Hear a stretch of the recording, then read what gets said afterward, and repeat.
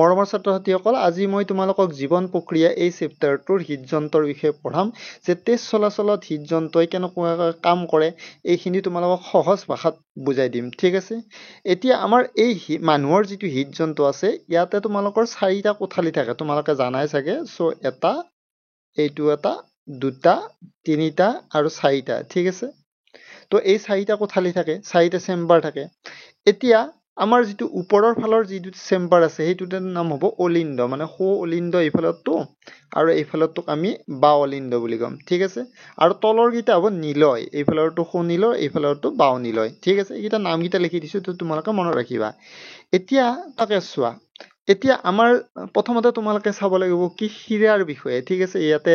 ঊৰ্ধ্ব মহাহীৰা আছে আৰু ইয়াতে নিম্ন মহাহীৰা আছে ঠিক আছে এতিয়া মনত ৰাখিবা হীৰাই কি কৰে হীৰাৰে কি সোমায় সেইটো তোমালোকে চোৱা কাৰ্বন ডাই অক্সাইড যুক্ত যিটো তেজ আছে সেইটো হীৰাই দি সোমায় ঠিক আছে তোমালোকে কাৰ চিন বিলাক দিবা হীৰাই দি সোমায় ঠিক আছে এইটো প্ৰথমতে ক'ত সোমাব আমাৰ সো অলিন্দত সোমাব ঠিক আছে সো অলিন্দৰ পৰা ক'ত আহিব আমাৰ নীলয়ত সো নীলয়ত আহিব তেজটো ঠিক আছে এতিয়া মনত ৰাখিবা সো অলিন্দৰ পৰা সো নীলয়লৈ আমাৰ তেজ বিলাক সোমাব কিন্তু মনত ৰাখিবা সো নীলয়ৰ পৰা ওপৰৰ ফালে সো অলিন্দলৈ কিন্তু তেজ উলটি কেনে যাব নোৱাৰে ঘূৰি যাব নোৱাৰে কিয় যাব নোৱাৰে কাৰণ তোমালোকে চোৱা ইয়াতে এখন ভালভ আছে সেই ভালভখনে বাধা দিব তো যাব নোৱাৰে ওপৰ এতিয়া আমি কি গম পালো কাৰ্বন ডাই অক্সাইড যুক্ত তেজটো আমাৰ এইফালে হীৰাই দি আৰু মহাহীৰাই দি সোমাই কেনে তোমালোকৰ কোনফালে আহিব ইয়াতে আহিব সো অলিন্দত আহিব তাৰ পিছত সো নীলয়ত আহিব তাৰ পাছত কি হ'ব এই যিটো সো নীলয় আছে এইটো পাম্পিং কৰি দিব দিয়াৰ ফলত তোমালোকৰ কি হ'ব এই সো নীলয় যিখিনি তেজ আছে সেইখিনি পাম্পিং কৰি দিয়াৰ ফলত আমাৰ কি হ'ব যে এইফালেৰে তোমালোকৰ এইফালেৰে আমাৰ যিটো ক্লোম ধমনী আছে এইফালেৰে তোমালোকৰ কি হৈ যাব হাওফাওলৈকে লাংছলৈকে তোমালোকৰ কি হ'ব এই তেজখিনি কাৰ্বন ডাই অক্সাইড যুক্ত তেজখিনি হাওফাওলৈ গুচি যাব ঠিক আছে তো এটা অংশ মই তোমালোকক পঢ়াই দিলোঁ তাৰপিছত এই হাওফাওত যাই কেনে কাৰ্বন ডাই অক্সাইডটো তোমালোকৰ তেজৰ পৰা ওলাই যাব আৰু সেই তেজখিনিয়ে কি কৰিব এইবাৰ ব্লাডখিনি কি কৰিব অক্সিজেনযুক্ত তেজ সেই অক্সিজেনযুক্ত তেজখিনি আকৌ এইবাৰ কি কৰিব এই যিটো আমাৰ এইটো ৰাস্তাৰে ঠিক আছে এইটো ৰাস্তাৰে ইয়াত প্ৰৱেশ কৰিব মানে বাও অলিন্দত প্ৰৱেশ কৰিব ঠিক আছে এতিয়া বাও অলিন্দত প্ৰৱেশ কৰি কেনে ই ক'ত সোমাই আহিব বাও নীলয়ত সোমাই আহিব ঠিক আছে এই তেজখিনি ক'ত সোমাই আহিব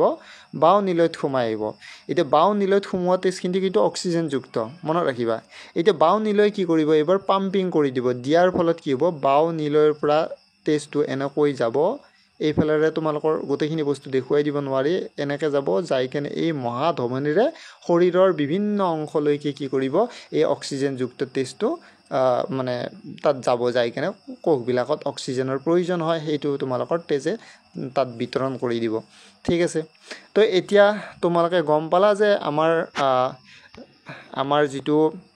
হৃদযন্ত্ৰ আছে তাতে কেইটা কোঠালি থাকে চাৰিটা কোঠালি থাকে ঠিক আছে তো আৰু তাতে তোমালোকৰ তেজটো কাৰ্বন ডাই অক্সাইড যুক্ত তেজটো ক'ত সোমাব আৰু ক'লৈকে যাব ঠিক আছে আৰু যিটো আমাৰ অক্সিজেনযুক্ত তেজ আছে সেইটো ক'ত সোমাব আৰু ক'লৈকে যাব সেইখিনি তোমালোকে বুজি পালা চাগে এইটো মই বুজাই দিছোঁ তোমালোকে কিন্তু কাৰ চিনবিলাক দিবা দেই কোনটো ডাইৰেকশ্যনৰ পৰা কোনটো ডাইৰেকশ্যনত গুচি গৈছে চ' তোমালোকে কিতাপ চাই কেনেও তোমালোকে কাৰ চিনবিলাক দিব পৰা তো ঠিক আছে এইখিনি মই বুজাই দিলোঁ এতিয়া তোমালোকে নেক্সট তোমালোকে চোৱা ইয়াতে আমাক কৈছে যে মানুহৰ হৃদযন্ত্ৰটো হাতৰ মুঠি সদৃশ এটা পেশীযুক্ত অংগ এইখিনি মই লিখি দিলোঁ হৃদযন্ত্ৰটো কি বস্তু তাৰপিছত এতিয়া আমাৰ প্ৰশ্নটো হ'ব মানুহৰ হৃদযন্ত্ৰত কেইটা কোঠালি থাকে চেম্বাৰ কেইটা থাকে চাৰিটা থাকে ঠিক সেইদৰে উভয়চৰ বা বহুত প্ৰকাৰৰ সৰীসৃপ জীৱৰ তিনিটা থাকে ঠিক আছে কোঠালি তিনিটা থাকে আৰু মৎস্য শ্ৰেণীৰ যিবিলাক প্ৰাণী আছে সেইবিলাকৰ হৃদযন্ত্ৰত কেইটা কোঠালি থাকে দুটা কোঠালি থাকে হৈ গ'ল এইখিনি মই তোমালোকক লিখি দিলোঁ তাৰপিছত তোমালোকে পঢ়িব লাগিব কি ৰক্তচাপ ব্লাড প্ৰেছাৰ মানে তেজে ধমনীৰ বেৰৰ বিপৰীতে প্ৰয়োগ কৰা চাপকে আমি ৰক্তচাপ বুলি কওঁ সেই ৰক্তচাপ সাধাৰণ ৰক্তচাপ এজন সুস্থ মানুহৰ প্ৰাপ্তবয়স্ক মানুহৰ মানে যিটো ব্লাড প্ৰেছাৰ সেইটো কিমান থাকিব লাগিব 120/80 mmHg এতিয়া এইটোক কম আমি সিস্টোলিক চাপৰ মাত্ৰা আৰু এইটো ডায়াস্টোলিক চাপৰ মাত্ৰা বুলি ক'ম তলৰটো তো এইটো মনত ৰাখিবা তোমালোকৰ কোনটো কিমান পৰিমাণে থাকিব লাগে এইটো এটা সাধাৰণ ৰক্তচাপ ইয়াতকৈ বেছিকৈ হ'লে তোমালোকৰ সেইটো আমি হাই ব্লাড প্ৰেছাৰ বুলি কওঁ এতিয়া ৰক্তচাপ জোখা যন্ত্ৰটোৰ নাম ইয়াতে মই দি দিছোঁ তো তোমালোকে চাবা তাৰপিছত নেক্সট তোমালোকে চোৱা আমাক কৈছে যে তেজৰ উচ্চ চাপক হাইপাৰটেনশ্যন বুলি কোৱা হয়